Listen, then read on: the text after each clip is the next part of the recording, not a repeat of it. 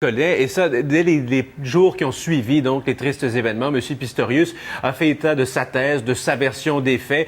Et là, on s'est employé à essayer de la démolir. Et là, c'est ce qu'on va essayer de faire avec, évidemment, un peu plus d'effort et de détails. On va voir ici, évidemment, le lieu des événements, finalement, cette maison dans un quartier cossu de Pretoria. Et c'est à cet endroit, donc, à l'aube du jour de la Saint-Valentin, le 14 février dernier, que tout s'est produit. La thèse de M. Pistorius, c'est celui de la méprise. C'est-à-dire qu'il a confondu, a pensé qu'il y avait un intrus chez lui et s'en est pris à cet intrus présumé qui en fait était, comme on le sait maintenant, sa conjointe de l'époque, Madame Steenkamp. Donc voici un peu le plan des lieux.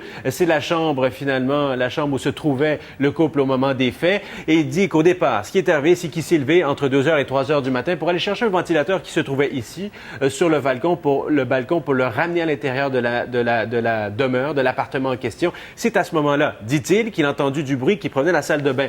Et il était alors cherché une arme à feu qui se trouvait sous son oreiller et s'est ensuite dirigé sans ses prothèses, donc sur ses jambes, vers la salle de bain qui se trouve ici. La porte était close, verrouillée. Il a fait feu puisqu'il entendait toujours ces bruits. À quatre reprises, 3 de ses coups de feu ont atteint mortellement Mme Steenkamp qui s'y trouvait. Lui, après avoir dégainé, si on veut, est revenu dans la chambre à coucher, s'est rendu compte, dit-il, qu'elle n'était pas là et a réalisé en fait, la méprise, selon lui, c'est-à-dire que c'était elle et non l'intrus dans la maison. À ce moment-là, il s'est rendu à nouveau à la salle de bain pour aller récupérer ce qui était désormais le cadavre de Mme Steenkamp. Alors voilà pour, si on veut, la suite des événements selon sa thèse à lui. En ce qui concerne les prothèses en question, au départ, la poursuite affirmait que non, au contraire, il portait ses prothèses et que cela faisait partie des indices qui prouvaient la préméditation dans cette affaire-là.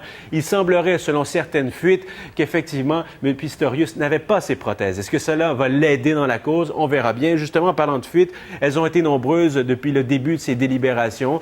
Et il y en a eu de nombreuses, dont la photo que je vais vous montrer. Je vous avertis, c'est pas facile à voir, mais ça démontre à quel point on a la difficulté du côté de la police et de la justice sud-africaine à protéger les éléments de preuve dans cette affaire-là. C'était une partie de la scène de crime qui avait été photographiée par la police, qui s'est retrouvée dans les médias. On va aussi tenter, du côté de la poursuite, de prouver, de mettre en lumière deux choses. L'amour des armes de M. Pistorius. Voici une partie de son arsenal. Il aurait fait application pour se procurer toutes ces armes-là au cours des dernières années. Et l'autre élément sur lequel on va se concentrer, c'est le caractère violent de M. Pistorius. Une centaine de témoins au total vont être appelés à la barre, dont une ex-copine qui va parler justement de sa crainte, de ses peurs, de ses angoisses au moment où elle était avec M. Pistorius et elle se disait menacée d'actes violents. Alors voilà, c'est Mme Steenkamp qu'on voit ici aux côtés de M. Pistorius dans des jours plus heureux. Et triste ironie dans cette histoire, elle aurait eu 30 ans aujourd'hui même.